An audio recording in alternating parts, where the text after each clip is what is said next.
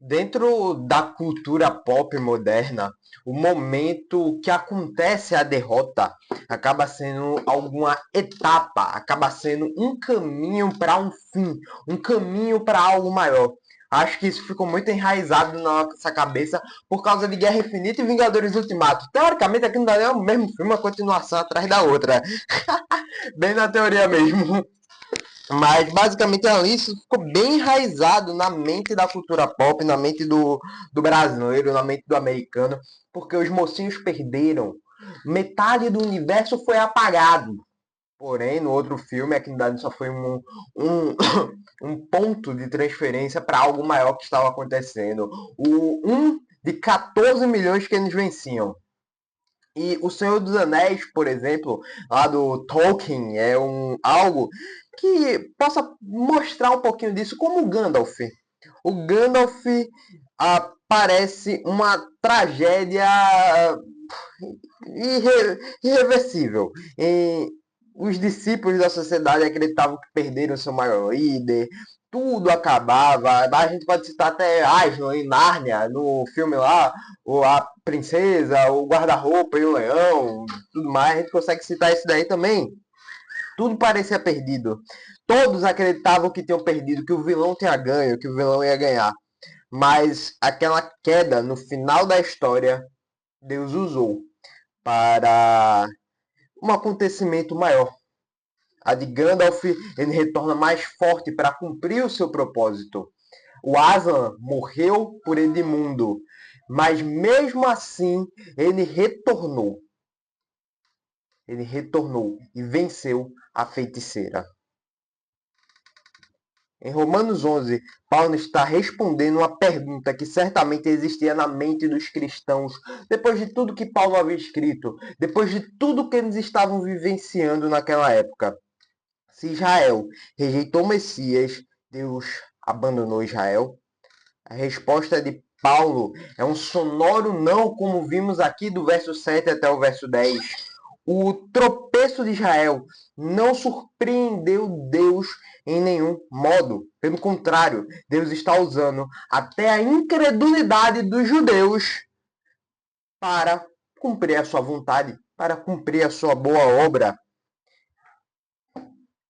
Ele usou a incredulidade dos judeus para espalhar o evangelho. Paulo mostra que a rejeição de Israel abriu portas para os gentios, mas também que isso não significa o abandono definitivo da nação judaica. E aqui a gente precisa ter muito cuidado quando vamos expor isso biblicamente, principalmente aqui em Romanos 11. Por quê? Porque temos muitas interpretações. Israel ainda é o povo de Deus. Algumas pessoas dizem que sim, que Israel é o povo de Deus. Inclusive botam bandeira de Israel, fazem os caramba quatro dentro da sua igreja. E tem uma interpretação profunda. Não concordo com essa interpretação. Eu parto do ponto que agora o povo escolhido de Deus é aqueles que se entregam, que estão entregues e confessam Cristo como Senhor. Esses são o povo de Deus. Porém, dentre esses povos, dentro desse povo na real, que é a igreja, tem judeus que tinham as leis, que tinham a lei mosaica, que tinham os profetas. E agora, que podem ter sido afastados pelo seu orgulho, mas ainda assim podem estar dentro do povo de Deus. Essa é a minha interpretação, é isso que eu sigo com o texto, e é isso que eu vejo que Paulo tenta passar aqui em Romanos 11. E hoje vamos fazer essa leitura de Romanos 11, do verso 11 até o verso 15. Peço que vocês abram sua Bíblia e vamos fazer essa breve exposição bíblica aqui, do verso 11 até o verso 15. Então, eu pergunto, será que eles tropeçaram para que caíssem? De modo nenhum. Mas pela transgressão deles, a salvação chegou aos gentios para fazer com que os judeus ficassem com ciúme. Ora, se a transgressão deles resultou em riquezas para o mundo e a diminuição deles resultou em riqueza para os gentios, quanto mais a plenitude deles. Dirijo-me a vocês que são gentios, visto que eu sou apóstolo dos gentios. Glorifico o meu ministério para ver se de algum modo posso fazer com que o meu povo fique com ciúmes e algum deles se salvem. Porque se o fato de eles terem sido rejeitados trouxe reconciliação ao mundo, que será o seu restabelecimento, senão vida dentre os mortos. Versículos bem complicados, porém que a gente consegue tirar grandes lições sobre o povo da antiga aliança, o povo escolhido por Deus, e que agora eles ainda sim fazem parte da nova aliança, mas não como algo nacionalista, mas como por intermédio de Cristo Jesus. O tropeço não é uma queda definitiva, e isso devemos entender. Em Romanos 11, no verso 11, Paulo fala: digo, pois, porventura, tropeçaram para que caíssem? De modo nenhum, mas pela transgressão veio a salvação aos gentios, para pô-los em ciúmes. Paulo começa a combater uma falsa acusação, uma falsa conclusão depois de pressuposições que poderiam ser levantadas na igreja. Israel tropeçou, rejeitou Cristo, rejeitou o Messias, crucificou o Filho de Deus. Mas isso significa destruição definitiva para aquele povo? Talvez. Para alguns, sim. Uns são vasos de honra, outros vasos de desonra. Nós não sabemos quais são. E Paulo responde isso de modo nenhum. A expressão grega para essa coisa de modo nenhum é bastante forte, já havia passado isso para vocês. É como se Paulo falasse jamais, de jeito nenhum, nem pense nisso.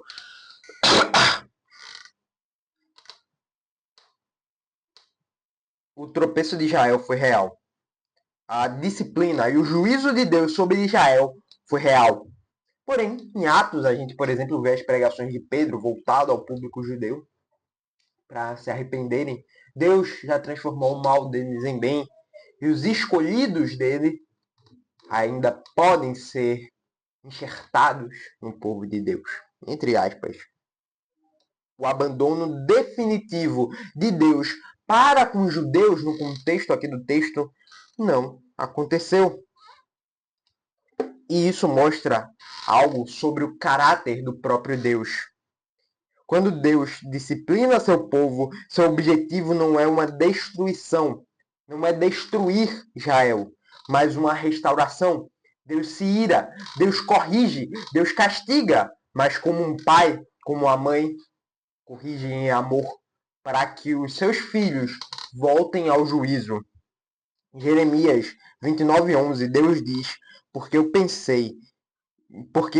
sei os meus pensamentos, que penso de vós, diz o Senhor, pensamentos de paz e não de mal, para vos dar o fim que desejas. E em Hebreus 12:6, o autor de Hebreus fala o seguinte: porque o Senhor corrige a quem ama e açoita a todo filho a quem recebe. A vara não é um castigo de queda definitiva, mas a vara de Deus, a correção de Deus, é porque Ele te ama e quer te ver com Ele. Ajusta a rota. Israel tropeçou. O povo de Israel tropeçou. Mas Deus ainda estava escrevendo a história. O autor da vida está escrevendo a história. E por meio do tropeço dos gentios, por meio do tropeço dos judeus, por meio do mal que os judeus fizeram de terem crucificado o Messias, a salvação chega para os gentios. No verso 11, Paulo continua: mas para a transgressão deles veio a salvação aos gentios.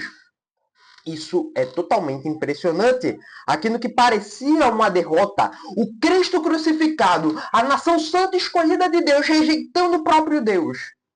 O próprio Deus transforma o mal deles em bem. Quando a maioria dos judeus rejeitou a Cristo, o evangelho começou a avançar cada vez mais.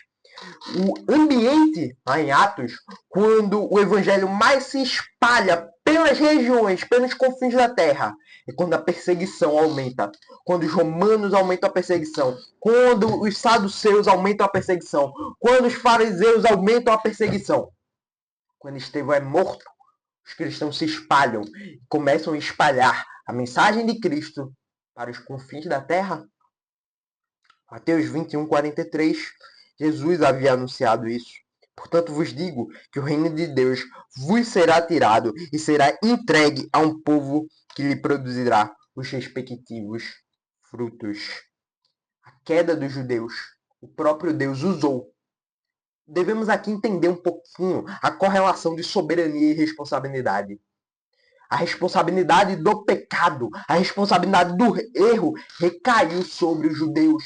Eles rejeitaram o Messias. A culpa foi deles. Deus não colocou pecado no coração deles. Mas Deus é soberano, governa a história. E usou o erro dos judeus, usou o erro deles para fazer o bem, para levar o evangelho, para levar a salvação, para levar a justificação para todos os confins da terra. Depois da ressurreição, em Mateus 28:19, ele, o próprio Cristo, faz a grande comissão para os seus, para todos os cristãos. Ide, portanto, fazei discípulos de todas as nações, batizando-os em nome do Pai, do Filho e do Espírito Santo. Mateus 28:19. O plano de Deus nunca foi ser fixado, ficar em uma nação, ser exclusivista de uma nação, mas foi alcançar o mundo. Desde Abraão, vemos essa promessa em Gênesis 12:3. Em ti serão benditas todas as famílias da terra.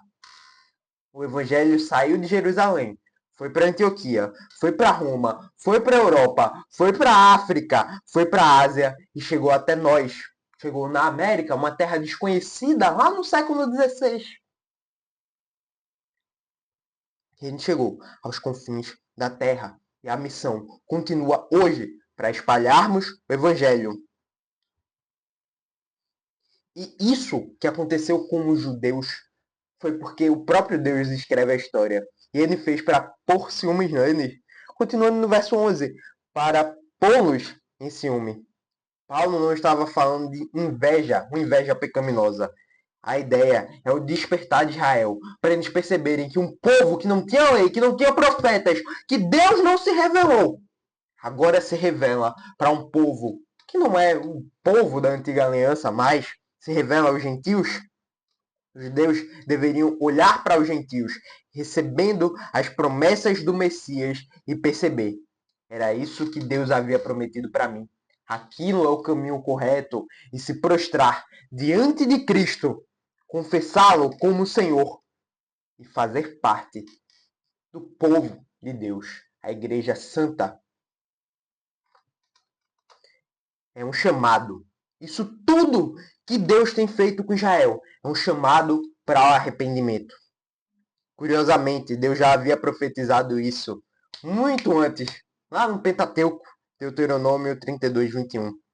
Eu vos porei em ciúmes com aqueles que não são povo, como gente insensata, vos provocarei a ira. E tudo isso, todo esse juízo, esse afastamento, entre aspas, com o objetivo de mostrar-nos que por eles, por meio da nação de Israel, agora o Messias, agora a palavra de Deus, a salvação que vem por Deus, está disponível a todos os seres humanos, independentes da raça, independentes da circuncisão, independentes da cor, do sexo, do gênero. Cristo é o único mediador entre Deus e os homens. Paulo está dizendo: Deus já havia avisado que faria estas coisas. Os gentios convertidos seriam uma testemunha viva para Israel vir a juízo, a tomar juízo. A rejeição de Israel trouxe uma reconciliação com o mundo. Verso 12. E se sua transgressão redundou em riqueza para o mundo e o seu abatimento em riqueza para os gentios, quanto mais a plenitude.